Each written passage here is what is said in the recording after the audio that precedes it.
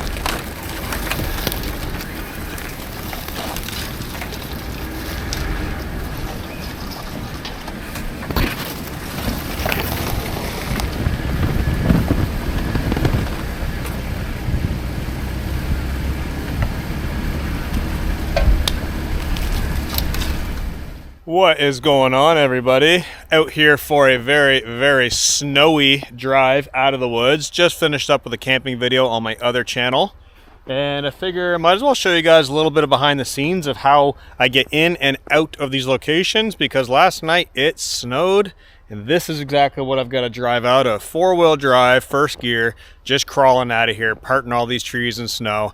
Check out the Jeep. So this is the trail I just came out of.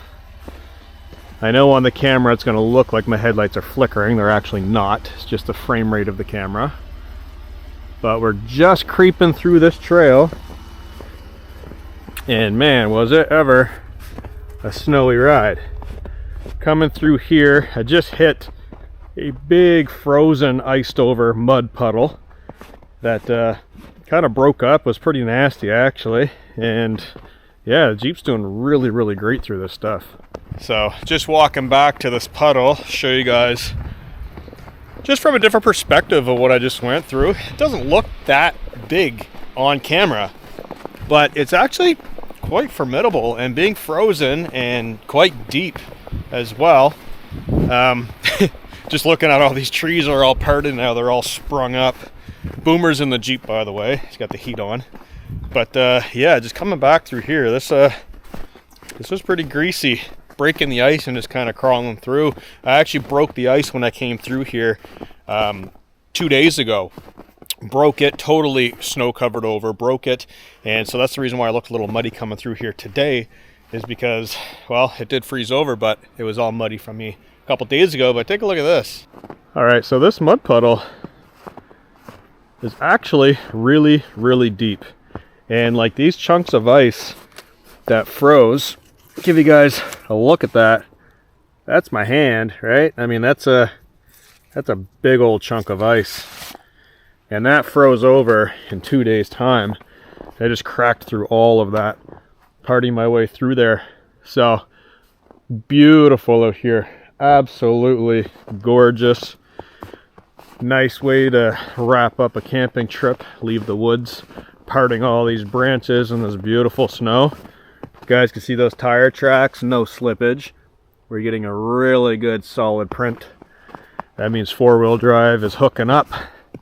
And I'm not even aired down right now, guys. The reason why I'm mentioning this is because the Jeep just came out of the shop couple of days ago, and I noticed I was having problems in 4-wheel drive and in 2-wheel drive, even on like a rainy day on a dirt road, like not soupy muddy, just a little bit soft. The Jeep was just squirreling all over the place. Come to find out, I knew that my traction control was off and on, it was flickering a lot, and it was coming on and staying on. And I knew that was a faulty wheel speed sensor that I changed and fixed that. But I was getting another code and for the same thing, and I called the bluff on it. I said, no, it's not that, it's something else. So I got a wheel bearing replaced and checked that. Just the speed of the wheel was kind of reading differently than the others. And it was still doing it about a month later. So I blame the rear end, the brakes. So the brakes had to be redone. So what was happening, whenever I was coming on loose ground like this, it wouldn't do it on the highway because there's too much traction on the pavement to make those wheels slip. So, or lock up. So being out here on the soft mud or snow or ice, that wheel has so much grasp from the brake being seized, the caliper was seized up, that it was basically locking the wheel intermittently. Like it would lock it a little bit, just kind of clamp down on it just enough that it would actually slip or slow down its rotation, and traction control will go nuts. So trying to drive a straight line, even in 4-wheel drive, it was all over the place. So right now, it's traveling pretty good. New brakes, totally fixed up. Yeah, this thing's actually rocking. Like I said, first gear, 4 high, just walking out of here like nothing. So making our way back to the Jeep. There's Boomer, nice and dry in his little frog dog costume.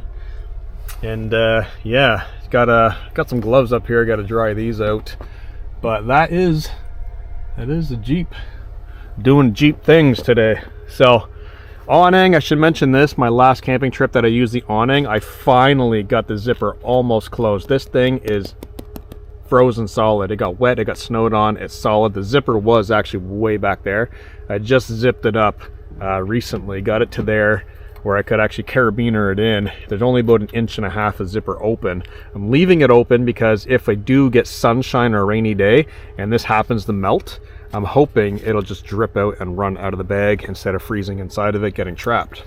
All right, so I turn on a little bit of heat here, and trying to keep the heat low so it's not blowing in the microphone and the camera. Boomer's all ready. We've got cell phones charging, headlamps are charging. Crawl up out of this hill here. A little bit of a rock. There we go. So coming up on a main logging road just right now, and I've got my amber lights on in the front, not so I can see because it's daytime obviously, but I've got it on just so snowmobiles can actually see me coming from a distance, because if anyone's been on dirt bikes or 4-wheelers or snowmobiles, sometimes driving, well, first of all, riding those, I mean, we go fast, right? We go fast. So sometimes riding those in a snow situation just like today where everything's blanketed in snow, there's not a whole lot of color. Everything's black or white. Even the green, even the Jeep, the red on the Jeep, it looks black from afar because your eyes are, your contrast is off, everything's blanketed. It looks black and white. And there's a lot of animal tracks up here. Oh, those are coyote tracks. Cool. So having the amber lights on, shining forward, bright yellow, it really, really catches your eye. So if you're whipping a snowmobile or whipping a 4-wheeler or whatever down the trail, that bright yellow is a really, really clear beacon to see. And I've noticed it many times being out on sleds, wheelers, dirt bikes. I've noticed it many times on really rainy, kind of foggy days, whipping around corners, and bam, bright amber lights. You can really see it, whereas if those lights weren't on, they can make it actually really difficult to see. So I'm mentioning that because a lot of people ask that on a lot of Overland channels, including mine. Why do you have your lights on? Can't you see? It's daylight. Well, sure, I can see, but I'm more worried about the other people being able to see me. So yeah, defensive driving. So coming up on this pretty snowy ride, I'll show you guys a little bit of this. It's a main logging road, not a whole lot going on, and yeah, pretty awesome out here.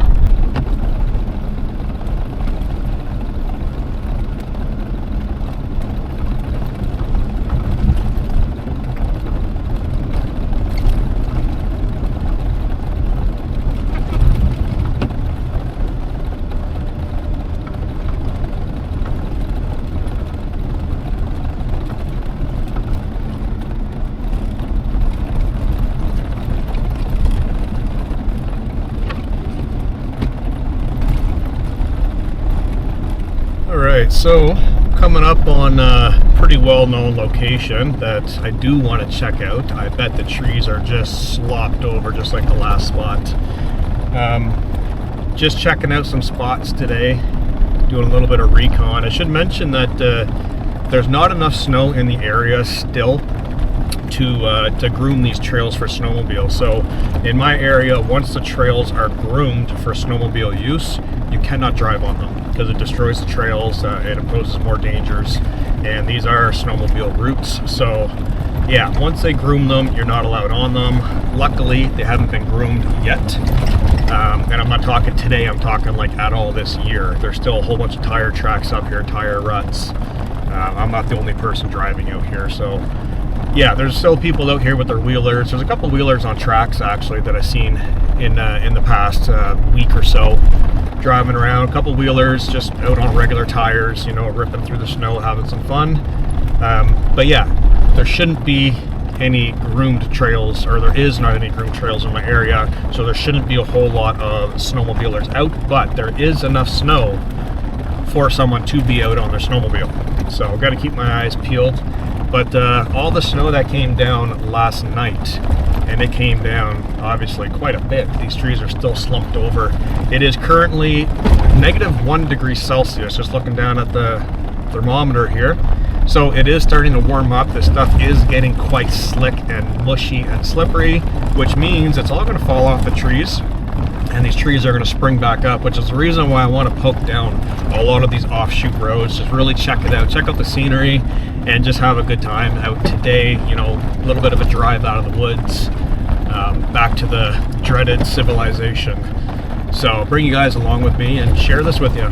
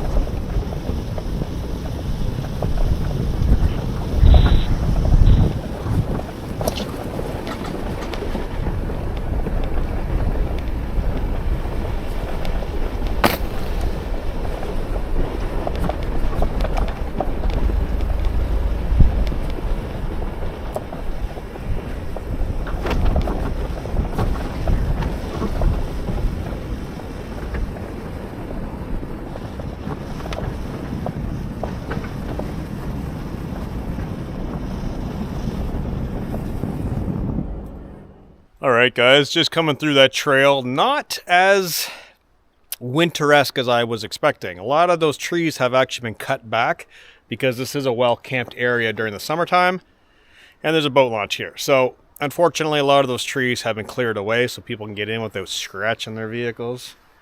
Yeah, so let me show you where we're at. Alright, so turn the Jeep around.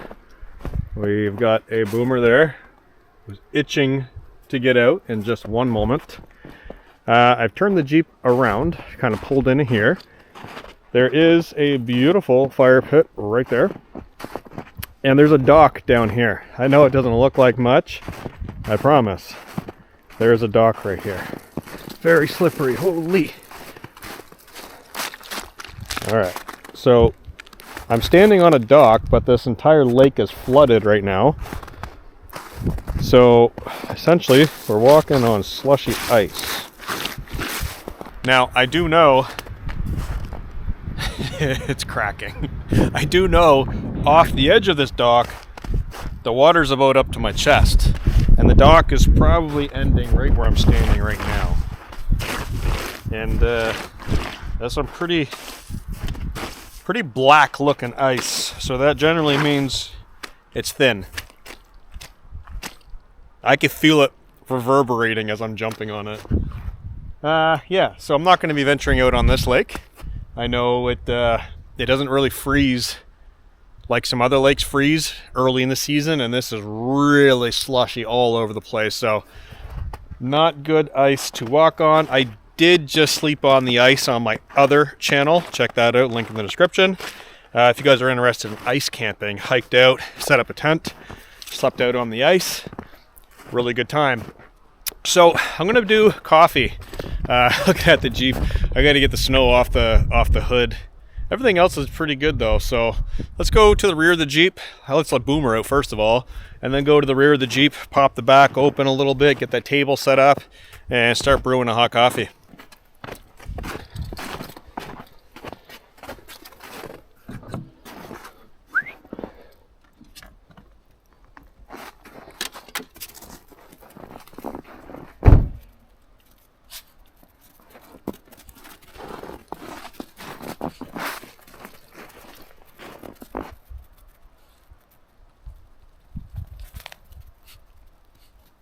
Little frog dog in the snow. What are you looking for? Sniffing it out? Sniffing it out? There he goes.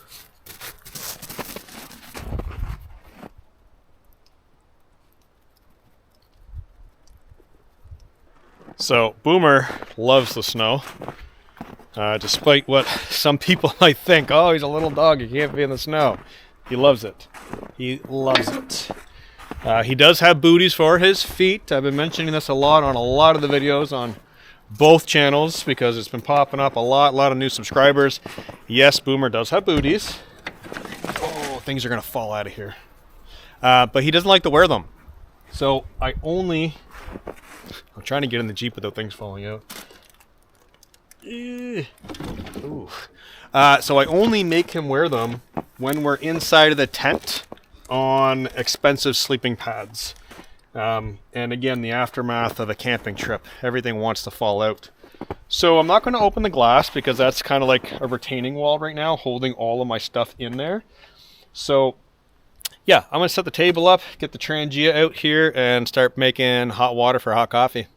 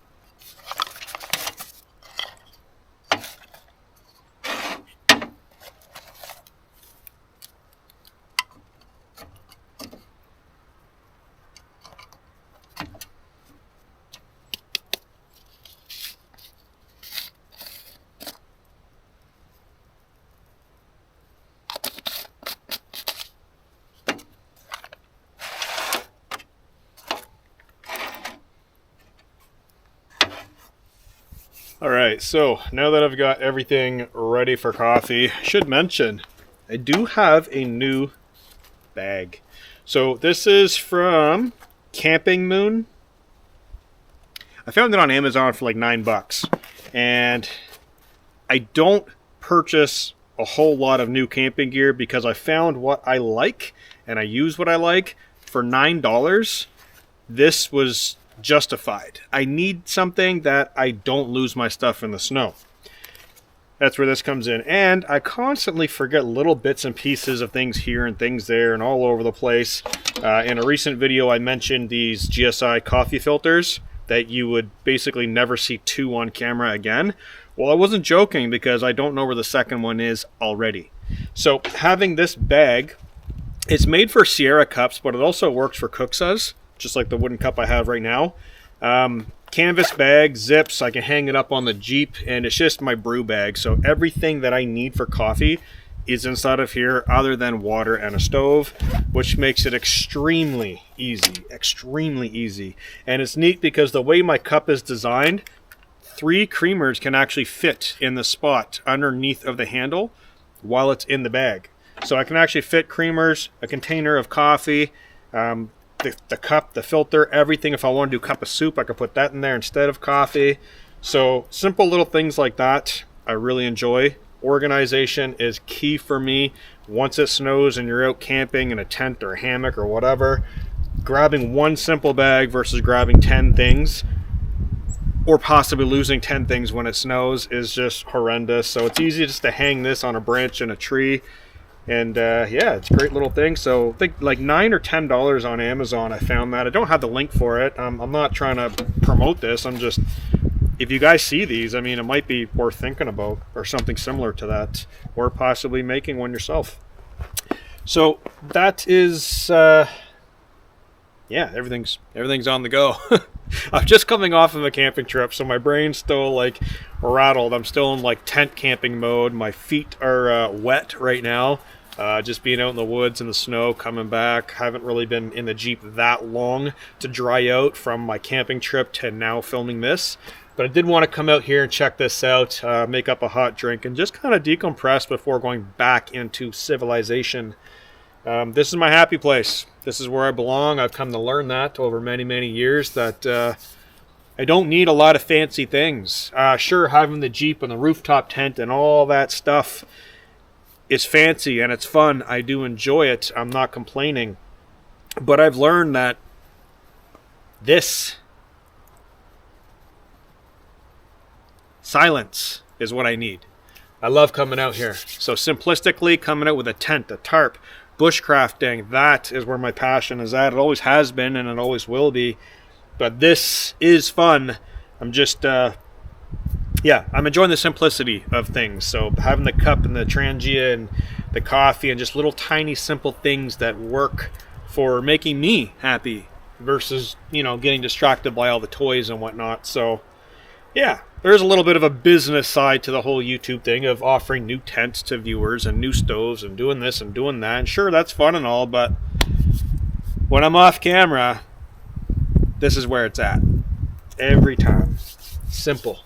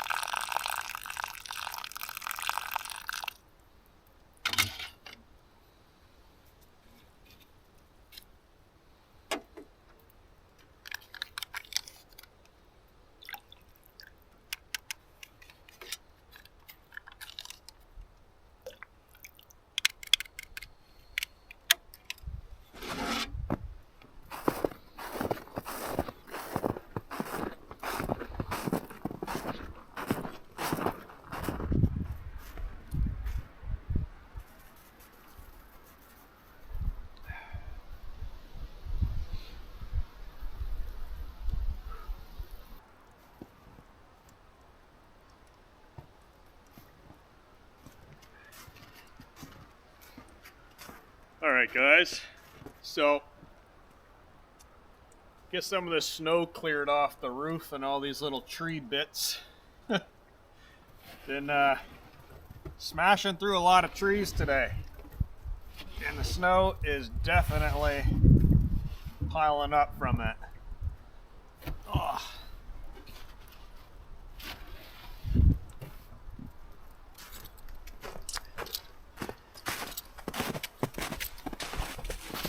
And it is starting to warm up,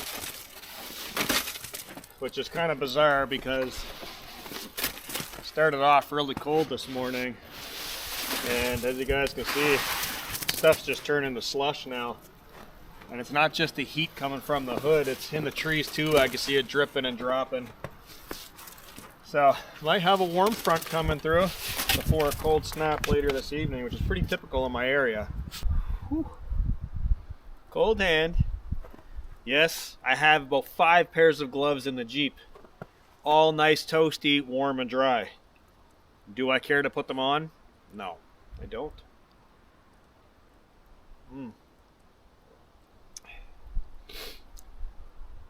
I like to think, or at least at this age, I like to admit that I'm different from a lot of people. There are a lot of simple things that might make things a little bit more comfortable or easy. I've done this all my life. I've been out here in the cold, the wet, the hot. You just kind of become numb to a lot of things and realize that, geez, is it really worth making my pair of gloves wet for that? Not really. In my opinion, no. I'll save those for when I really, really do need them. Right now, cup of hot coffee, warm them up, enjoy the cold. I don't think you can really enjoy winter until you feel the cold. I don't think you can enjoy the rain until you feel the wet. I don't think you can enjoy summer at all, because I hate summer, so let's not go there. But I don't think you can enjoy the snow until you feel it, until you smell it. You know that smell when you dig a snow cave when you're a little kid and you can smell that snow cave? It's a very distinct snow smell. Well, I smell that every time I wake up in a tent that is just slopped with snow. I wake up and big old grin on my face. Big old grin on my face, like I'm a kid again. So, I don't know. Maybe I just haven't grown up. Maybe that's why I have so much fun.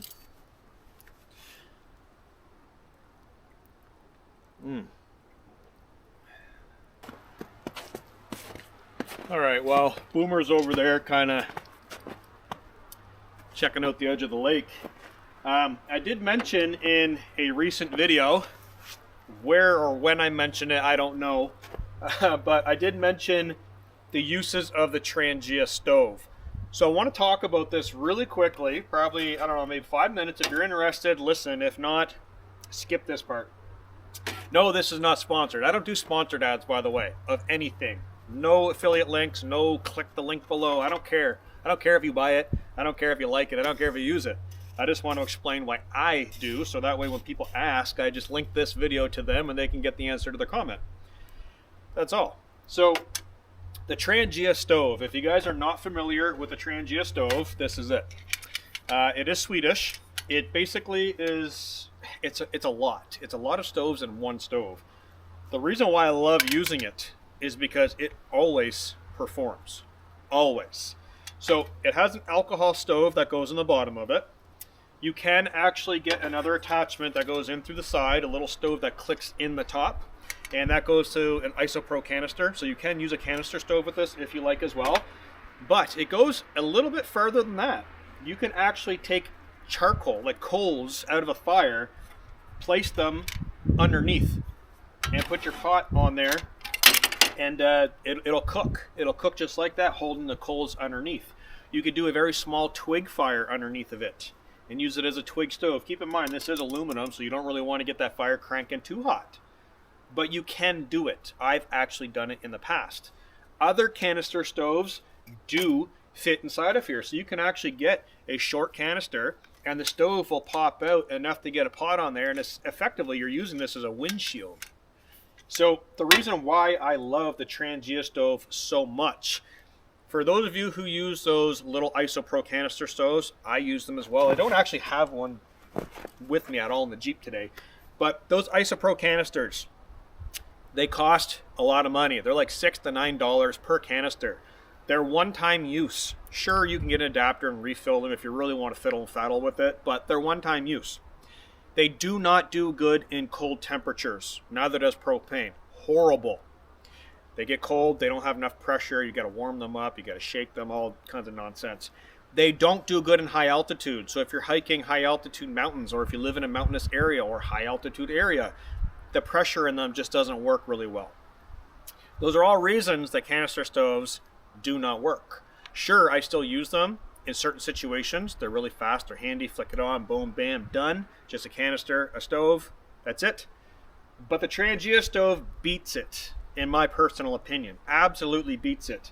The reason for that, the Trangia stove comes with pots, pans, the wind reflector, 2 pieces, depending on which stove you buy. This is the Trangia 27, I believe. Mine are non-stick pots, so I have 2 pots that nest inside of each other, and a non-stick frying pan, which is right here. I keep it as, a container. So 2 pots, a frying pan, the pot lifter, the alcohol stove, and both pieces of the stove itself. It has all of your cooking stuff in it. Some of them come with a kettle. You can get different sizes, different types, aluminum, you can get titanium. I went with a non-stick because I like non-stick coatings, and I don't really want to eat off of aluminum. There's a lot of health issues with that. So going with this works really, really well for me. The pot gripper just grabs the pots. You can pick up the entire stove and move the stove if it's hot. And these are universal too, with like a lot of different pots on the market. So the Trangia stove, cost effective. Those canister stoves you're buying for your isopro canister stoves, they range from about $6 to $9 per canister. Out of that canister, in wintertime, you're not going to get that many uses out of it. You're going to be burning the crap out of your fuel just to boil water, just to heat things. Even with the jet boil, you're still going to be going through that canister. When you're done with that canister, you still have to pack that canister out with you. You still have to bring that stove out with you. So if you're out and your canister goes totally dry, now your stove is useless, now your canister is useless, and you still have to put that in your backpack and carry it with you. Well, I have a bottle that I fill with my fuel. This is a big bottle. This is for like 2 or 3 days in the woods.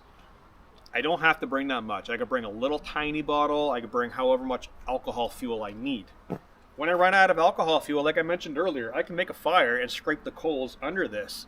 If I had a canister stove and I was kind of, splitting the difference, if I wanted to bring 2 stoves, I could utilize that as well.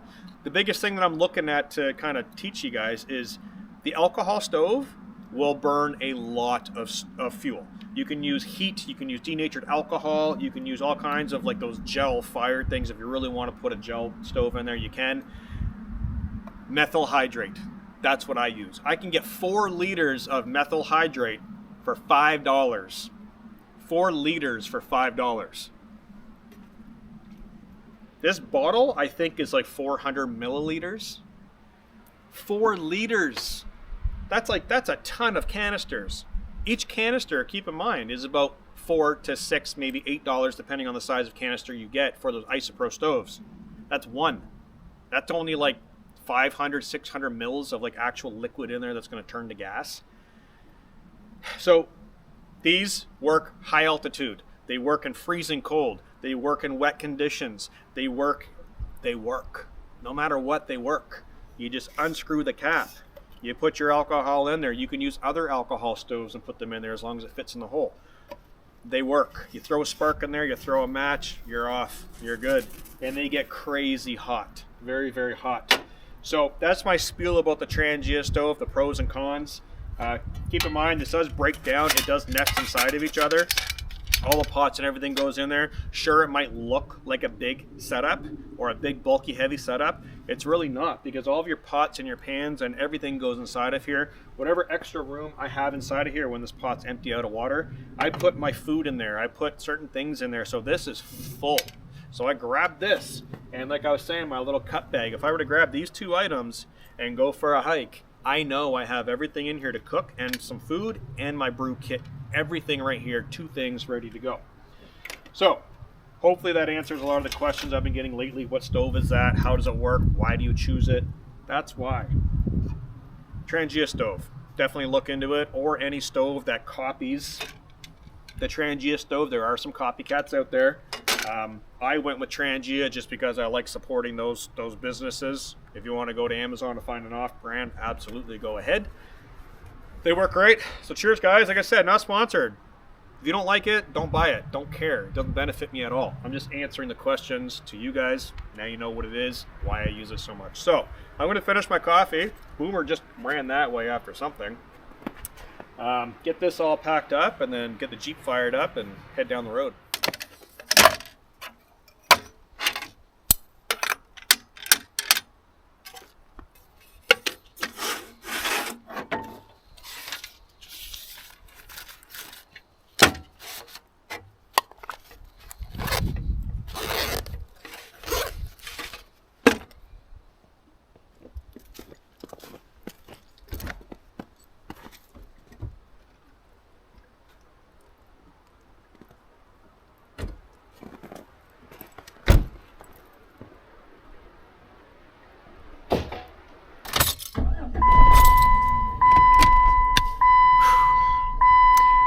All right, so we are loaded. Everything's good to go.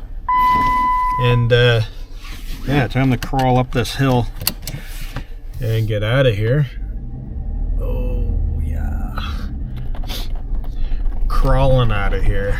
All the grip. So it is actually starting to very, very finely mist with rain. And checking my, oh yeah, 0 degrees Celsius, so 0 to +1 Celsius. So it's definitely warming up, turning into a nasty little rain. And then it's gonna freeze tonight into ice. Very, very typical. So not a whole lot going on in this video. I just wanted to get out and, you know, share a little bit of where I'm at, what I'm doing with you guys. And a little bit of an update and behind the scenes, you know, give you guys a little bit of info, a little bit of knowledge here with some gear and whatnot. And this Jeep is just walking up this trail. This is quite a steep hill here too, and it's really rocky, so it's kind of throwing the Jeep. It's holding its own. In 4 high, not even 4 low. This thing's just walking. Oh, there's a big rock. Still walking. I'm not even air down.